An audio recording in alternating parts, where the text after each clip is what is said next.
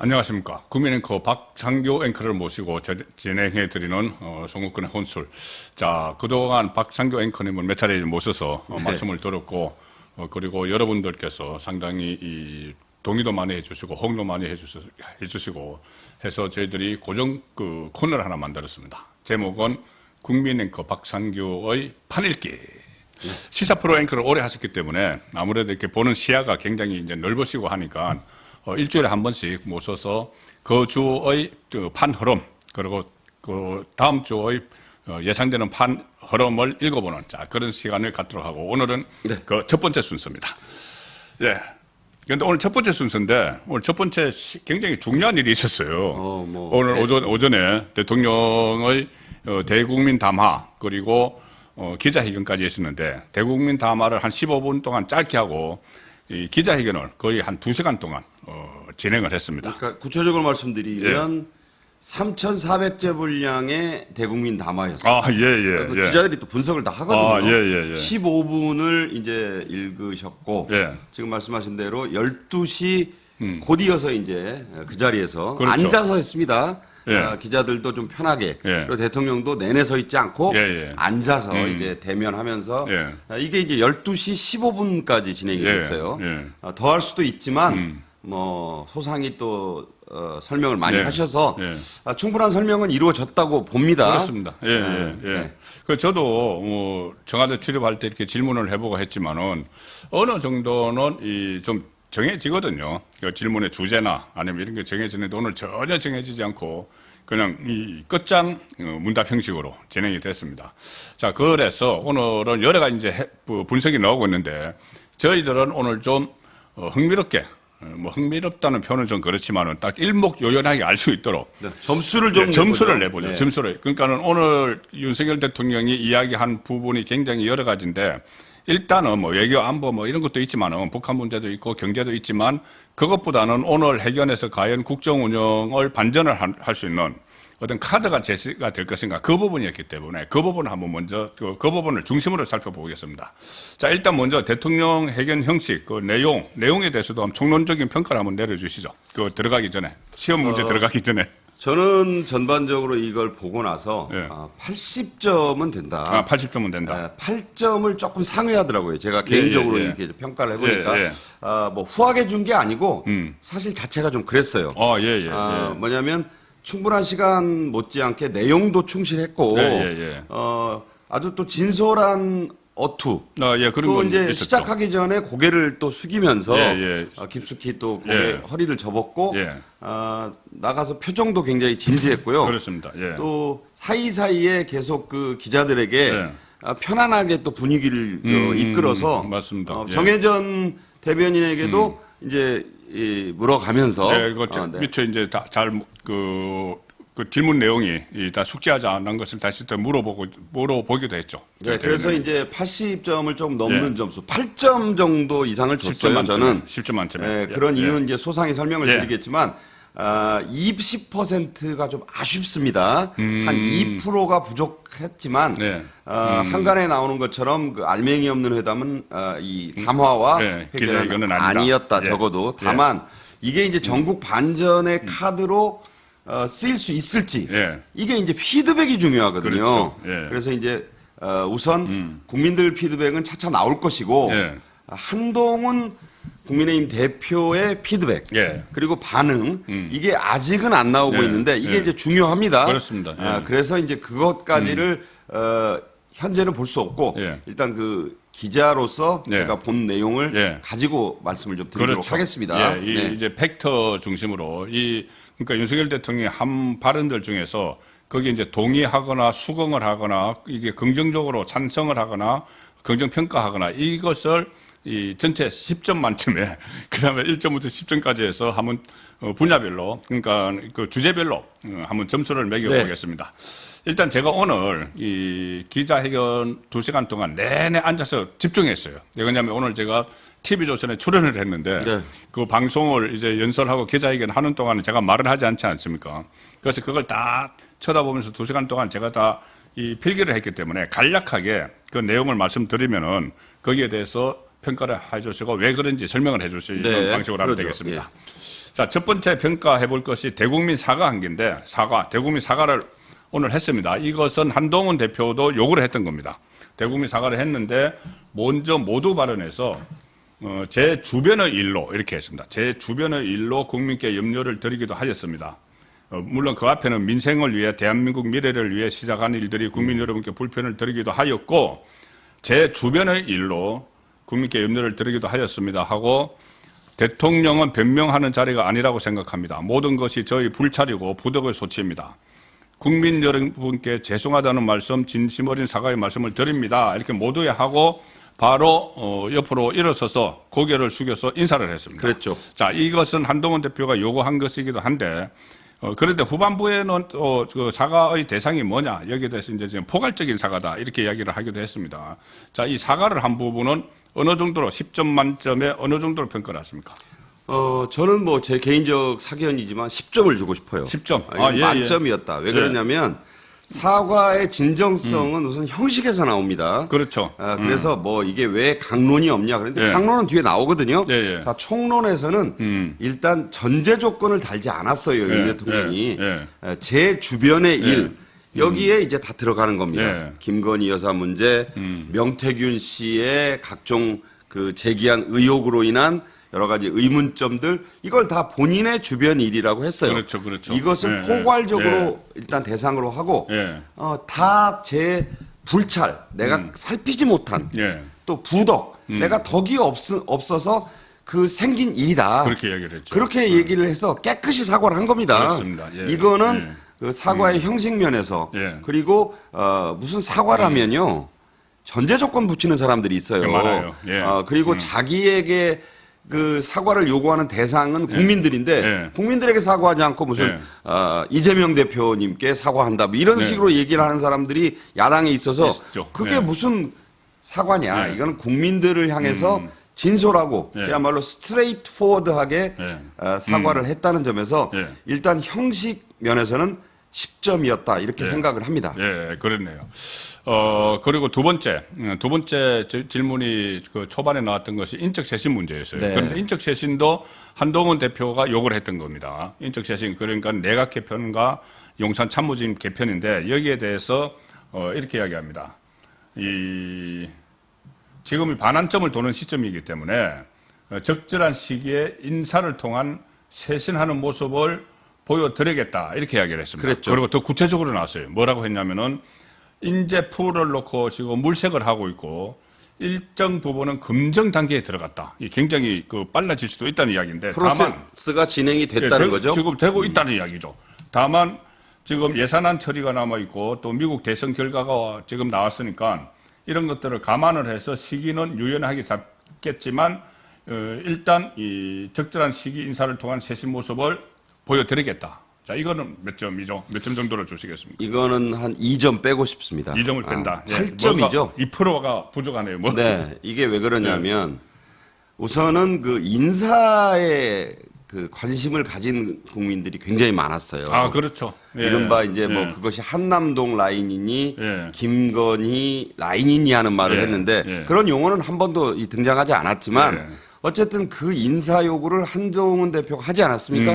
그리고 이 문제가 이번에 그 기자회견의 핵심 관심사 중에 하나였어요. 그렇죠. 그런데 말씀하신 대로 인재 풀이라는 건 말 그대로 인재들의 그 자원을 한번 살펴보고 있다는 얘기가 되고 그렇죠.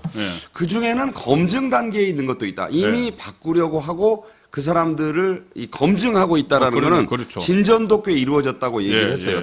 왜 그러면 20점을 제가 뺐느냐면 구체적으로 응답을 좀 하시는데 좀 부족했어요. 그러니까 한동훈 대표가 찍은 그 명단들이 있는데 그 뭐 명단 7인회 근거리라 뭐 이런 이야기요. 그렇죠. 그거를 이제 꼭 응답하실 필요는 없었지만 그래도 이제 세간의 의혹이 있었던 비서관들에 대해서는 그냥 전혀 언급을 하지 않고 그냥 이제 전체적으로 뭉뚱그렸다는 점에서 좀 아쉽고 또 지적이 있을 것 같습니다. 그리고 이제 검증 단계에 관련해서 이런 그 이전에 언급이 있었어요. 사람은 쓰고 싶은데 사람이 없다. 이런 이제 언급 아시잖아요. 그게 뭐냐면 이게 이제 그 앞에 내가 빠진 겁니다.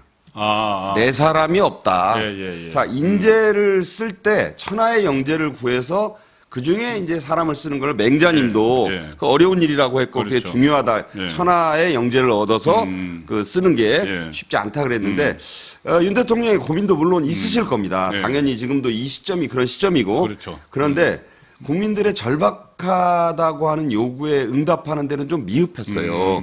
좀 더 한 걸음 더 나간다면 구체적으로 시기를 좀 더 특정해 주셨으면 어땠을까.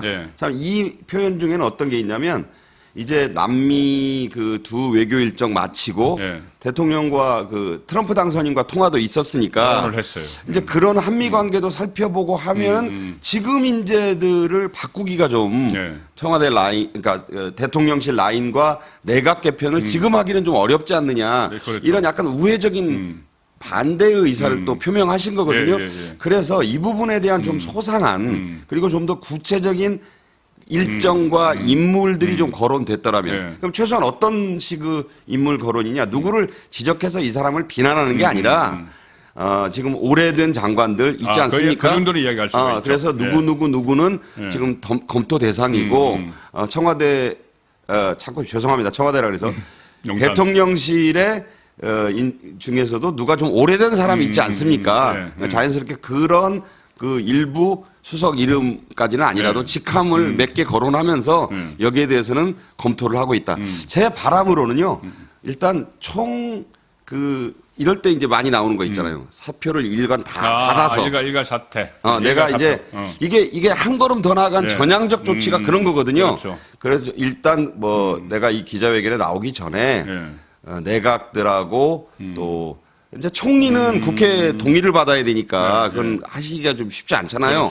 그렇지만 나머지 국무위원들하고 청와대 비서진, 수석 비서진 전원이 나에게 일단 신임을 물었다. 그러니까 이 말은 곧 사표를 나한테 맡겨놨다.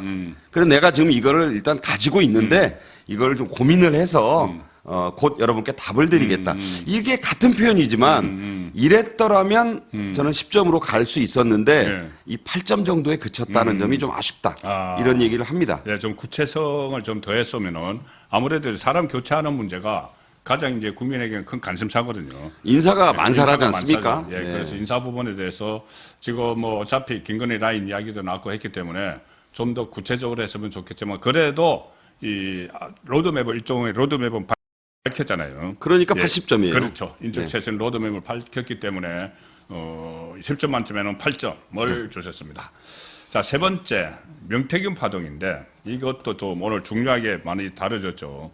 명태균 파동에 대해서는 이런 이야기를 했습니다.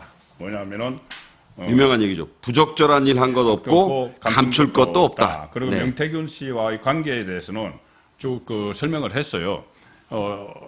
경선 때 초기에 이렇게 누구의 소개로 이렇게 뭐 좋은 데 듣고 했는데 그때 나에게 조언 해준 사람이 명태균뿐이 아니고 수백 명이다. 그러니까요. 이런 이야기 했고 그다음에 경선 과정에서 누군가로부터 명태균 씨에 대해서 듣고 나서 관계를 멀리 했는데 대선이 끝나고 그 취임식 하기 하루 전날 전화가 왔더라. 전화가 왔는데 그걸 어떻게 박절하게 안 받을 수 있느냐.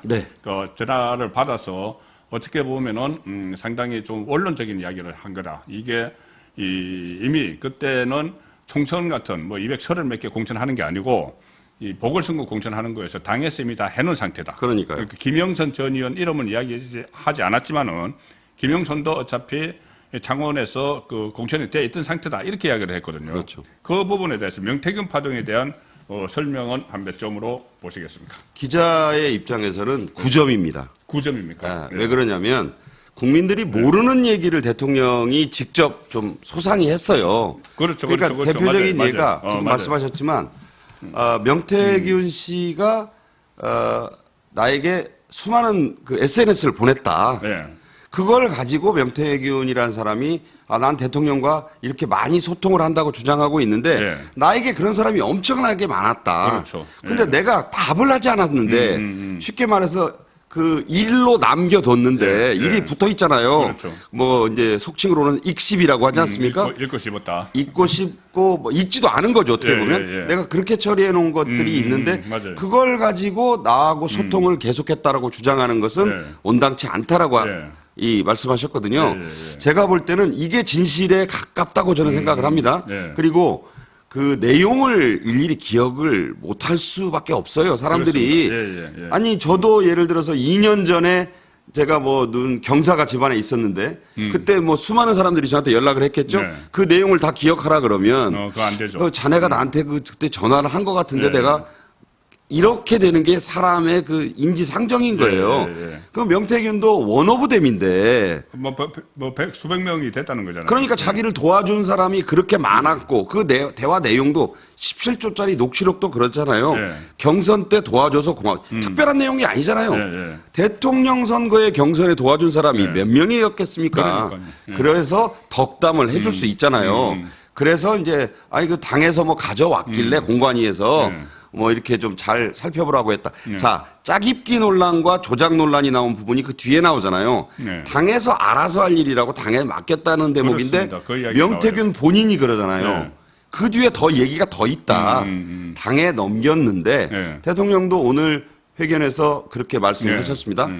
당에 줬다 다. 그렇죠. 내가 알았다고 하고 덕담을 해야지. 그럼 나 도와준 사람에게 그럼 뭐 내가 자르느냐. 박절하게 그럴 수는 없는 거다. 그래서 다 넘겨준 거고 그 중에 하나였다라고 설명을 하셨거든요. 그렇습니다. 제가 볼 때는 이게 통상적인 상식에 부합하는 상황이라고 저는 판단을 합니다. 그래서 그 명태균이란 사람의 그 주장을 여러분들이 너무 그대로 믿는 것 같다. 가짜 뉴스 얘기도 나왔고 조작 얘기도 나오지 않았습니까? 그렇습니다. 그래서 이런 부분에 대해서 진일보된 해석을 좀 할 수 있는 여지를 이제 수백 명 했는데 내가 읽고 놔뒀다.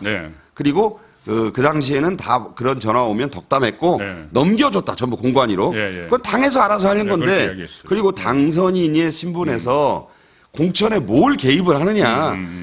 이제 뒤에 잠깐 얘기하겠습니다만 정말 재밌는 얘기가 나왔잖아요. 나는 그때 공관위원장이 재보선 공관위원장이 정진석인 줄 알았다. 그렇게 내가 바빴다. 근데 나중에 보니까 윤상현이더라. 그 윤상현 의원 본인도 그러잖아요. 내가 갖고 들어간 적이 없다. 사실관계를 여러분이 판단해 보시면 이 이야기가 진실에 가깝습니다. 그래서 이건 9점입니다. 그렇죠. 그리고 조금 전에 그 이야기가 뭐냐면은 그때 이 지방선거 때 이 재보궐선거가 같이 치러졌거든요. 그렇죠. 6월 1일 날. 그래서 지방선거의 공천관리위원장은 정진석이었어요. 그런데 따로 치러지는 재보궐선거 공천관리위원장은 윤상현이었는데. 그러니까 그거를 나는 그렇게 나눠져 있는 사실을 방금 송 선배 얘기한 거 본인이 몰랐다. 모를 수 있죠. 그때가 당선인 신분으로 인수위원회로부터 보고가 엄청나게 많아서 그런 얘기를 하잖아요. 나를 그 경호하던 사람이 아니 이렇게 열심히 하는 당선인이 처음 봤다. 나 이렇게까지 새벽까지 일하시는 모습 처음 봤다. 내가 서울법대 갈 때 고3 때 공부하는 것보다 훨씬 더 그 이야기했어요. 했다. 이런 정말 자세한 얘기까지 하면서 새벽 2시까지 일했다고 나왔어요. 그러니까요. 그런 것들을 비춰볼 때 정진석인지 윤상현인지도 모를 때인데 뭐를 그 수백 통의 하나로 온 그 경선 때 고생했다고 등 두드려주고 한 얘기를 가지고 이거 공천 개입으로 가느냐. 있을 수 없다. 여러분이 판단해 보시면 어떤 게 진실에 가까운지는 좀 아실 거라는 생각이 들어요. 그렇습니다. 그래서 9점 주셨고 지금 가장 중요한 거는 사실 오늘 이거였습니다. 김건희 여사 대외 활동 전면 중단 문제인데, 자, 이 대외 활동 전면 중단 문제에 대해서 일단 그 답은 이렇게 했습니다. 국민이 좋아하시면은 하고 대외 활동을 싫어하시면은 안 하는 것이다. 그러니까 그런데 이 여론을 감안을 지금 해서 외교 관계상, 국익 활동상 반드시 해야 되는 그 대외 활동이 아니면은 저와 제 핵심 참모들이 판단을 해서 사실상 중단해왔다. 그러니까 국익과 관련된 거, 대외 활동, 그 외교와 관련된 것 외에는 지금도 중단해왔고 앞으로도 중단할 것이다. 자, 이렇게 일종의 보면 조건부 중단 선언을 했습니다. 그렇죠. 그런데 자, 한동훈 대표는 여기에 대해서 전면 중단을 선언을 했다고 지금 친한계에서 이야기를 하고 있어요. 자, 이것은 그럼 한 몇 점 정도가 되겠습니까? 그러니까 해석을 좀 달리하는 그 해석이 나오고 있잖아요. 그렇죠. 한동훈 대표 본인은 예. 아니고. 그러니까 저는 7점 드립니다. 7점. 이게 이제 가장 지금까지 순서 중에 좀 박해요. 박한 게 아니라 점수가 낮습니다. 왜냐하면 국민들이 정말 인사 못지않게 과연 뭐라고 하느냐. 왜냐하면 이게 당면한 현안이거든요. 그렇죠. 왜냐하면 10일 떠나야 됩니다. 남미의 일정에 10일 날 들어가야 돼요. 16일부터 회의가 있지만 출국은 지금 되게 그때로 생각을 하거든요. 10일 이후에 그러면 정말 며칠 안 남았잖아요. 여기에 대해서 국민들이 과연 김건희 여사 문제에 대해서 이른바 자숙 모드의 기준을 대통령의 말씀에 귀를 기울이고 있었는데 지금 송 선배가 설명했지만 그대로 얘기했어요. 이를테면 경찰에 날 안 나갔지 않느냐 이런 얘기예요. 그런 거 있죠. 그 이후에 국내 모임에 신한울 원전 3, 4호기 뭐 기공식 여러분 보셨지만 대통령 혼자 나갔습니다. 자, 이미 김건희 여사가 국내 행사에 안 나오는 걸 여러분도 보고 계시지 않느냐라는 말을 담고 있는 거예요. 그런데 국민들은 그 얘기를 듣고 싶은 게 아니었고 다 압니다.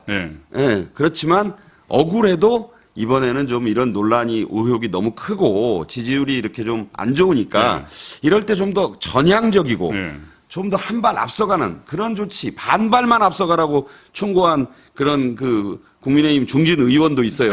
한 발까지는 바라지도 않고 그렇게 이제 요청이 나온 가운데서 대통령 이 말씀이 나왔는데 사실 달라진 게 별로 안 보이잖아요. 그래서 바라는 바는 압니다. 그러니까 국익을 위해서의 밑줄을 쳐야 돼요. 그러면 과연 다자협의회인 페루 에이펙과 그 뒤에 이어지는 G20 정상회의는 이게 국빈 방문과는 성격이 약간 달라요. 그렇죠. 국빈 방문은 가셔야죠. 그 나라에서 이상할 거 아닙니까? 대통령이 그 호라비도 아닌데 왜 혼자 오셨어요? 그거는 국격에도 관련이 됩니다. 그런데요. 다자 정상회의는 조금 다를 수도 있어요.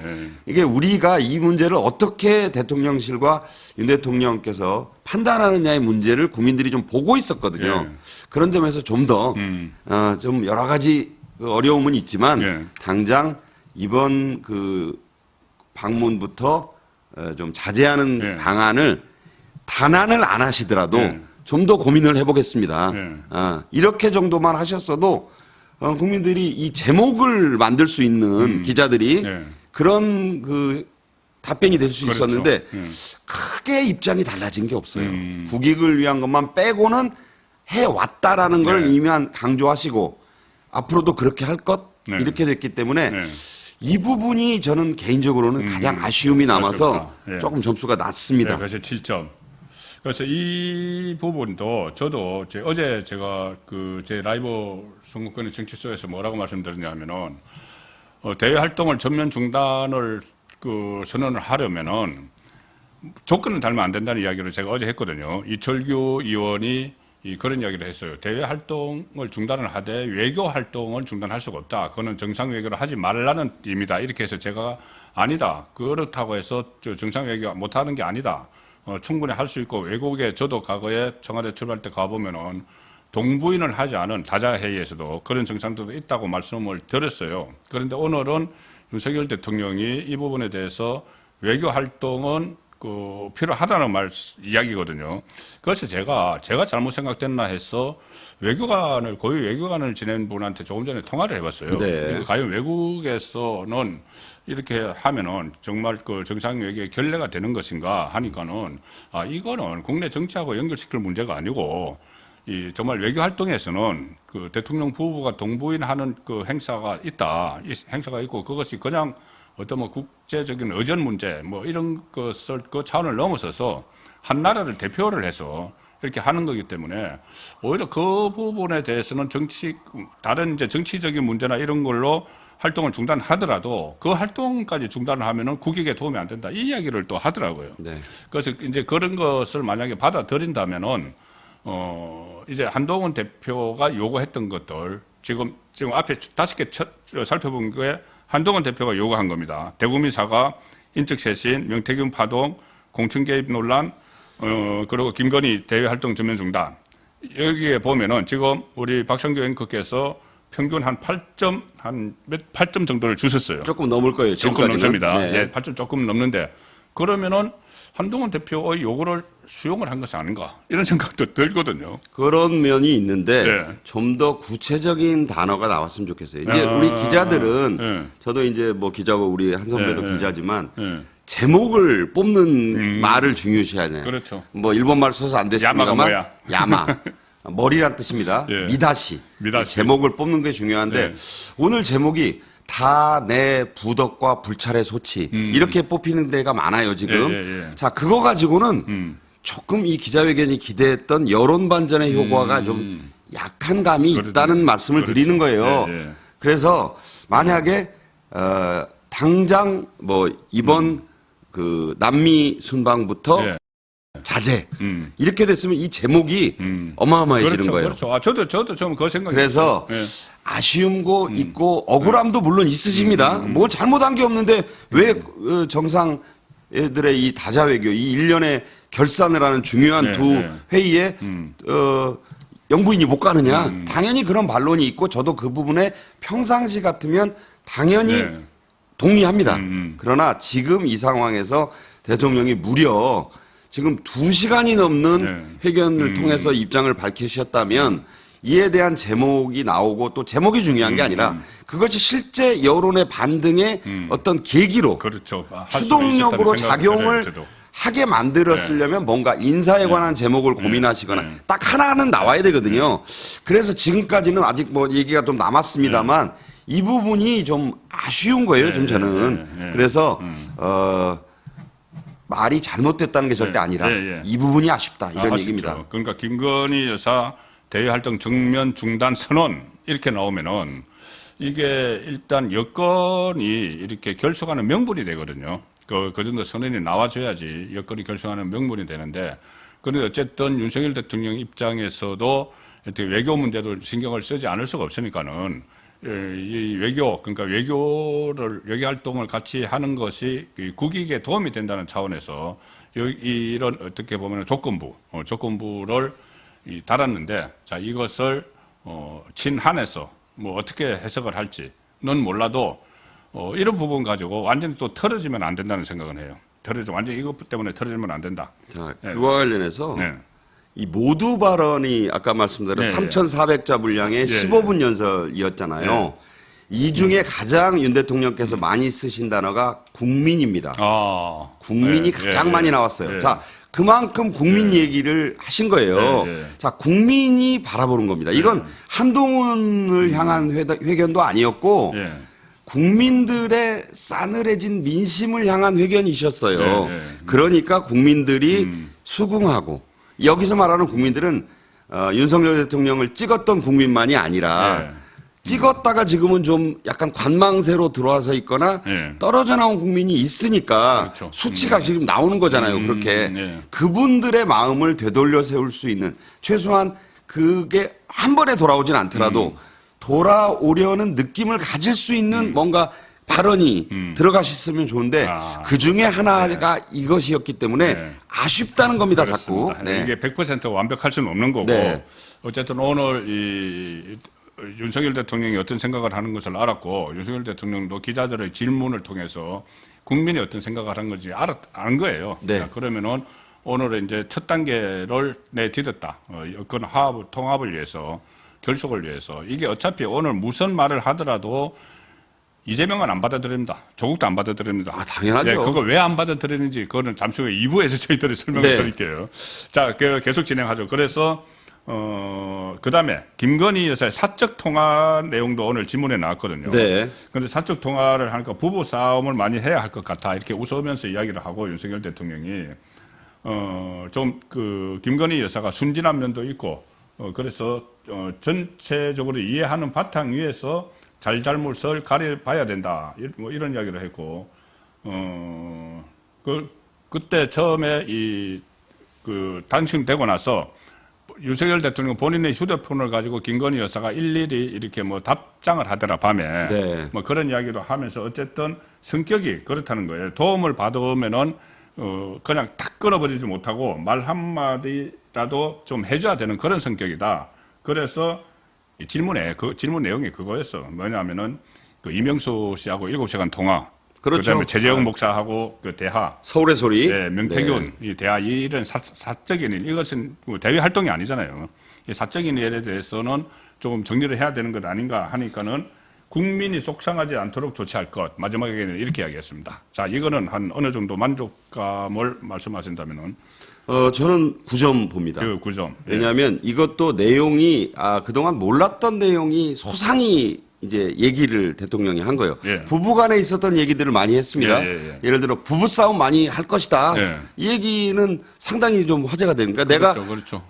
부부싸움을 해서라도 네, 국민들의 뜻을 좀 그렇게 하지 못하도록 사적인 대화를 받들겠다 이런 얘기를 하신 것이고 예. 또 하나는 이 나가는데 오늘 회견 나가는데 가서 좀 제대로 사과를 하고 오라고 하더라. 김 여사가 하더라 이런 얘기까지 전하면서 예. 이 대화 내가 여기서 말씀하고 있는 이런 회견의 대화 또 내가 고개를 숙인 거 불찰 부덕의 소치라고 하는 것은 나만의 뜻이 아니라 김건희 여사의 뜻도 같이 담겨 있는 거라는 설명을 뒷받침한 겁니다. 물론 한 기자가 여기자였어요.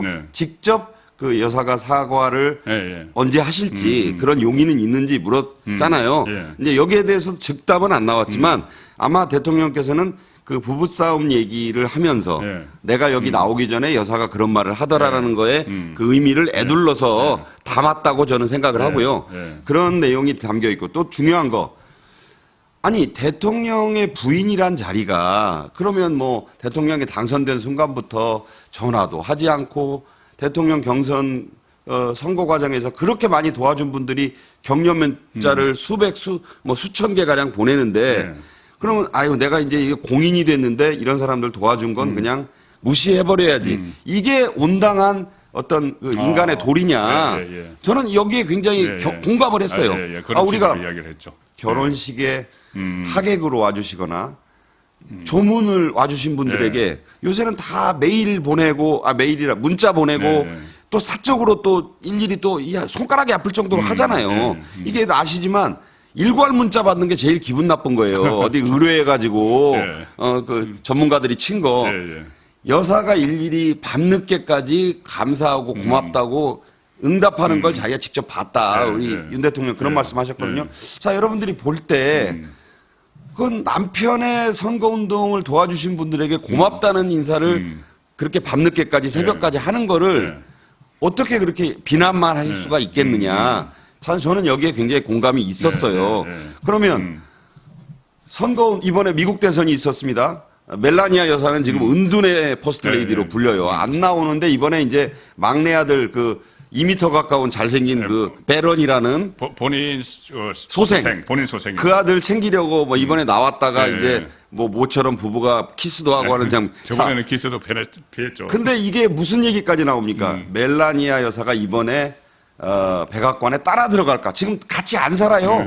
사이가 안 좋아져가지고 그 모르는 분들이 있더라고요. 지금 부부가 이혼은 안 했지만 따로 별거한 지 오래됐습니다. 자 이런 얘기까지를 제가 드리는 이유는 대통령 부인이 그냥 부인이 아니에요. 어떻게 의미에서 정치적 역할을 하는 겁니다. 이거를 한쪽에서 뭐 국정 개입이다. 심지어 농단이다라고 하는데 농단이라는 거는요, 여러분. 국가의 재산이나 경제적 이익을 마음대로 주무르는 걸 농단이라 그러는 거예요. 명태균이라는 사람의 주장이 100분의 1, 100개 중에 하나, 10개 중에 하나가 맞다고 치더라도 그거는 고마운 사람에 대한 어떤 서로 간의 대화 차원의 사적인 거였지 그게 무슨 국정농단의 증거가 나왔습니까? 공천 개입의 증거가 나온 게 없어요. 몰아가면 안 된다는 겁니다. 그런 점에서 대통령의 이 부분에 대한 여러 가지 그 부부의 내밀한 얘기까지 다 공개하면서 이렇게 해명을 하신 부분은 10점에 가깝다. 네. 10점 가까운 9점이다. 사적 통화 내용. 자, 그런데 조금 전에 이제 말씀하신 이런 부분들, 그러니까는, 오늘 대국민 담화 기자회견을 하러 간다고 하니까 사과를 충분히 하시라고 했다. 네. 그리고 또 이 본인에게 온 전화, 문자 메시지 아주 그러니까는 아주 나쁜 내용에 대해서도 일일이 다 답변을 하더라. 그게 괴롭거든요. 해보세요. 한 10개쯤마다 나 욕한 사람에게도 좋은 말 해주니까. 그냥 집어 던져버려요. 네, 화나면 그러죠. 네. 그런데 이거를 가지고 조국을 비롯해서 일부 야당 사람들이 저 봐라 국정 개입한 거 아니냐 이렇게 이야기를 하고 있어요. 그러니까 지금 말씀드리지만 국정 개입이라는 거를 야당, 이 민주당 사람들 조국은 말할 것도 없고 참 2016, 17년에 그 달콤했던 촛불을만 생각하는 거예요. 아, 그렇네. 최순실을 생각하는 거고. 예. 자, 그때가 이들에게는 얼마나 달콤한 기억이었겠습니까? 재미본 일이죠. 광화문을 다 뒤덮고 그냥 촛불 들어 올려서 죄도 없는 지금 와서 다 밝혀졌잖아요. 그걸 국정농단, 이 농단이란 말이 한자로 뭐 굉장히 어려운 말이에요. 근데 그 농단이란 말 속에는요, 반드시 그걸로 인해서 나라의 국부에 현저한 손해를 끼친. 그렇죠. 주물렀다는 의미가 들어가야 돼요. 그 증거가 나와야 되거든요. 그래서 그때 만들어낸 말이 뭡니까? 경제 공동체잖아요. 지금 문다예와 문재인 전 대통령을 말할 때 지금 경제 공동체 여러분 분역 아니니까. 분역 아니니까 당연히 운명 공동체겠죠. 운명 공동체 안에 다 들어가는 거예요. 경제 공동체는 운명을 같이 하는데 지갑을 같이 안 하겠습니까? 이거를 국정농단위로 몰고 가는 거예요. 그럼 증거를 내놔야죠. 증거도 없고 밝혀진 게 없는데 개입도요. 공천 개입이라는 건 어마어마한 거예요. 이건 국정 개입을 자꾸 주장하는 이유는 국정 개입이 되면 탈핵으로 가겠다는 거거든요. 그렇죠. 개입이 아니고 농단이 아닌데 갈 수가 없어요. 그러니까 징검다리가 없어요. 지금 그 사이에 뛰어넘자니 자기네들이 물에 빠지게 생겼거든. 그 얘기는 후반에 좀 더 하겠습니다. 알겠습니다. 예. 좀 시간이 많이 됐으니까 빨리 진행을 해보겠습니다. 남은 거는 한 3개 남았는데, 4개 남았네요. 김건희 특검법. 이것도 한동훈 대표도, 이 특검법에는 반대를 합니다. 반대를 하는 그 상황인데, 윤석열 대통령이 가장 강력하게 그 반대한 게 이 김건희 특검법 내용입니다. 김건희 특검법은, 도이치모터스 사건 같은 경우는 김건희, 그때 문재인 정부 때 김건희 여사를 기소를 겨냥을 해서 나올 때까지 계속 수사했는데 결국 기소도 못한 거다. 네. 그걸 가지고 이 방대한 그 어떤 검사 특검을 투입을 해서 조사를 한다는 것 자체가 어불성설이고 또 하나는 그러면은 김건희 그러니까 도이치모터스 관련해서 수많은 사람들이 기소가 돼서 재판을 받고 2審까지 막 나왔는데 그러면 그 사람들 다시 수사를 할 거냐? 말도 안 되죠. 예, 김건희 혼자만 수사할 수는 없잖아요. 네. 다시 수사를 할 거냐? 그건 인권 요린이다. 이렇게 이야기를 했어요. 저는 이 말에 대해서 또 굉장히 공감을 했는데 이 부분은 어떻게 보셨어요? 이거는 그냥 한 몇 점 정도? 이건 그냥 10점입니다. 아, 10점이죠. 왜냐하면 길지도 않았어요. 법조인 검찰총장 출신으로서 너무나 잘 알기 때문에 그냥 말도 안 된다고 그냥 일축을 한 겁니다. 저도 동감입니다. 왜냐하면 김건희 특검법에 지금 그 야당이 14일 날 처리하려고 하는 김건희 특검법은요. 버전 1, 첫 번째에 비하면 완전히 괴물이에요. 괴물 특검법이다. 그렇죠. 왜냐하면 내용이 너무 독해져가지고 뭐 요새 베놈이라는 영화 있잖아요. 아주 극강의 독극물이 됐어요. 독극물에서 독을 좀 뺀다고 이게 달라지는 게 없거든요. 내용을 하나도 안 바꿨잖아요. 그리고 6개 혐의를 추가해서 14개 혐의를 14개입니다. 8개에서 14개 됐습니다. 머리 나쁜 사람은요. 몇 개 외우지도 못해요. 이게 그래서 14개를 무려 만들어 놓고 그다음에 가장 중요한 거 특검 임명을 갈수록 야당만 하게 했잖아요. 그렇죠. 그러니까 이거는 아니 특검이라는 게 검찰 수사가 안 좋을 때 하는 겁니다. 그 미국에서 워터게이트 때부터 그렇게 한 거예요. 그렇죠. 검찰 수사를 해보고 안 좋다 하고 부족하다고 국민들이 하니까 특검을 하는 거잖아요. 특검법의 기본인 그런 그 원조국들도 깜짝 놀랄 변형 특검법, 괴물 특검법이니까 논의 가치가 없다. 그래서 그냥 아웃입니다. 이거는. 그러니까 10점. 잘라서 이야기했습니다. 그 부분에 대해서는. 그러니까 특검은 이렇게 되면은 그 국민의힘 안에서도 뭐 특검 가지고 이런저런 이야기하고 뭐 할 계제가 아닌 것 같아요. 저도 오늘 그 설명을 쭉 들어보니까 특히 법률가지 않습니까? 법률가로서. 우리가 들어도 이게 그 특검법이 아니에요. 그래서 박찬대 같은 사람이 그걸 뭐 독극물을 좀 빼는 것처럼 독소조항 제거 얘기했다가 당내에서 엄청난 비난받았대요. 그래서 쏙 들어갔어요. 그럼 그걸 가지고 특검법을 받는 게 이번 그 기자회견에 가장 큰 무슨 그 주제인 것처럼 주장하는 민주당의 뉴스야말로 가짜 뉴스고 선동입니다. 그렇죠. 자, 8번째네요. 8번째. 한동훈과의 갈등에 대해서는 어떻게 보면 별거 아닌 것처럼 이렇게 이야기를 했어요. 일을 열심히 일하다가 보면은 관계가 다 좋아진다. 지금은 좀 이제 관계가 좀 덜어졌다는 건 어느 정도 인정을 하고 앞으로 일을 하는 과정에서 관계가 회복될 거다. 그렇게 이야기를 했거든요. 그 부분은 어떻게 평가를 하셨죠? 이게 점수가 이제 좀 낮습니다. 저는. 6점입니다. 6점. 왜냐하면 전체 평균을 많이 깎아먹네요. 왜 그 아쉬움이 좀 낮냐면 한동훈은 이제 더 이상 옛날의 한동훈은 아니에요. 동훈이 어디 갔어? 동훈이 불러와. 그 시절을 대통령께서 아직도 좀 갖고 계신 게 아닌가. 이제는 많이 달라진 한동훈입니다. 그렇죠. 나이도 먹었고 정치적으로도 여당 대표고요. 현재 이 대통령 지지율과 국민의힘 지지율이 디커플링 반대로 놀잖아요. 이게 한동훈 대표의 덕만은 아니에요. 그럼요. 자, 이걸 잘 봐야 되는데 자, 한동훈 대표가 미워서도 아니고 뭐 잘하고 있다는 것도 아니에요. 한동훈 대표가 말한 얘기를 좀 경청해 주셔야 된다는 생각은 들어요. 그래서 이 말을 진지하게 받아들이고 이렇게 하면 되는데 마치 아무 일도 없는 것처럼 말씀하시잖아요. 그거 열심히 하면 되는 거지. 뭐 그 열심히 하다 보면 좋아져요. 그게 좀 너무 좀 추상적이겠다. 추상적이고 조금 너무 아직도 이 엄중한 상황에 대해서 인식이 대통령께서 느슨하신 게 아닌가 걱정이 막 들어요. 그래서 한동훈 대표의 지금 침묵이 이어지고 있는 게 저는 이 대목에서 가장 좀 속된 표현 하나 쓰겠습니까? 빡쳐 있다. 빡치다. 그래서 지금 말이 지금 대답이 안 나오는데 이 대답이 좀 독하게 나올 것 같아요.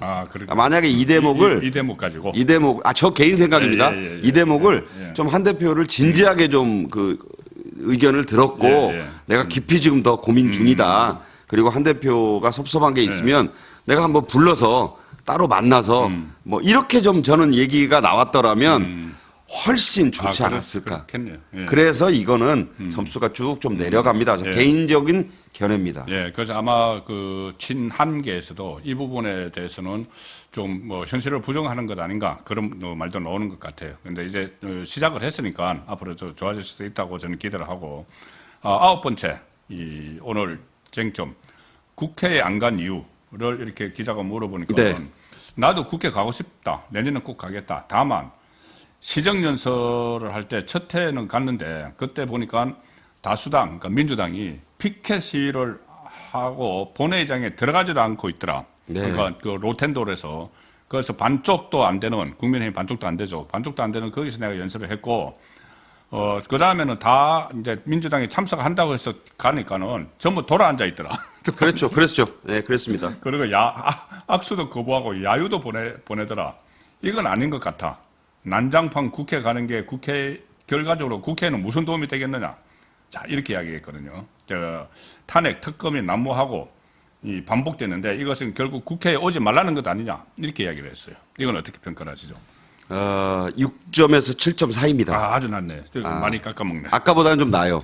왜 그러냐면 이게 정치가를 말할 때 영어 표현이 두 개가 있어요. 폴리티션, 스테이트먼. 스테이트먼은 정치가를 말하는 거고요. 폴리티션은 좀 심하게 표현하면 정치꾼. 우리 말로 이제 하면 정치꾼. 그냥 보통은 정치인 그런 건데, 자 대통령께서는요 스테이트먼이세요. 큰 판을 보고 대국적으로 임하시는 게 대통령입니다. 유일한 그런 지위를 갖고 계셔야 된다고 봐요 저는. 그러니까 국회가 당연히 비난하죠. 그런데 만약에 거기 가셨는데 의연한 모습으로 가셨다면 이번에 시정연설을 아마 대통령은 개인적으로 수모를 좀 받으실 거예요. 그런데 그런 난장판이 혹시라도 벌어지면 국민이 는드리를 누가 이제 이거를 욕을 더 하게 되느냐. 당연히 민주당이 욕먹고 이재명이 욕을 먹는 거예요. 저게 뭐 하는 짓이냐.